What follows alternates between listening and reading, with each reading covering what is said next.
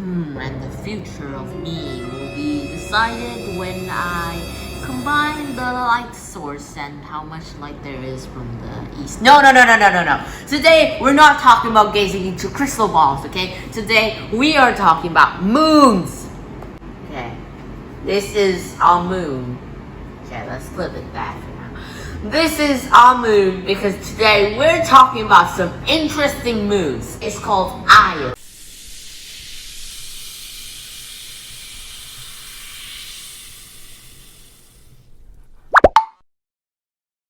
This moon we're talking about is called Io. Now, Io is the most volcanically active moon in the universe. Now, Io is a moon for Jupiter, which has tons of other moons. I think it's 60 something. But now, Io is a part of the Galilean moon.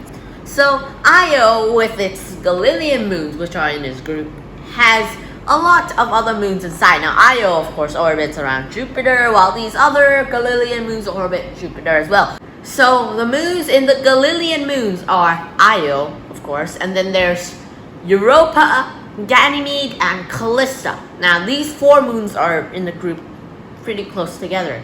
Now, of course, Io, this is Jupiter. Io, of course, orbits around Jupiter. Now, Jupiter, of course, has a gravity pull, which makes Io be closer. Now, Io should orbit pretty close and stay the normal and be this stable, right? No, actually not. Because Io orbits pretty fast. It orbits pretty fast relatively to other moons. And of course, it is pretty small relatively to the other Galilean moons. Now, we're only talking about Galilean moons because Io is pretty big compared to other Jupiter moons. But the Galilean moons, which are the other moons that are very big actually, they are bigger than Io. So, Io is the one that is pushed around in gravity.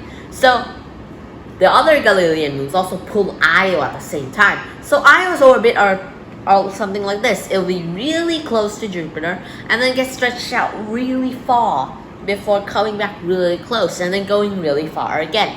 This goes on and on again. This is why Io has this volcanic eruption because it gets stretched around. And also, 4 times that Io orbits around Jupiter. That's 2 times Europa orbits around Jupiter, and 1 time Ganymede and Callista orbits around Jupiter. So they're pretty big and slower than Io. So Io orbits like this, and the other moons just kind of be slower. And this is when they're aligned, Io gets pulled. This is why there's tons of volcanoes in Io. But even though there's tons of volcanoes in Io, doesn't relatively mean that it's really hot. I mean, in some parts, of course, it's really warm and volcanic, but other parts, it is very dark and cold. The part of Io that is facing the sun is almost always volcanically active and always has lava. But since the lava didn't come from the heat source, it's only hot because of the lava, which means the side that is facing the sun will always be warm. But when it turns back and is not facing the sun, it's completely dark. And now, this doesn't really have a heat source from the sun, and there's not that much lava too.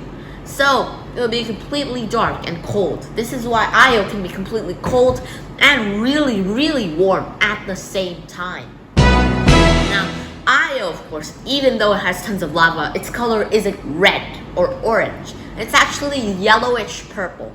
But when you see it from its atmosphere inside a website that I saw, I think it's NASA, link will be in the description because it's one of the sources I actually used for this video. So link of it will be in the description and talk about it. It has bumps, kind of like volcanic bumps to show like the parts that it still has volcanoes, and has tons of lava lakes. So if you like this video, don't forget to subscribe, leave a like, watch my other videos, and bye!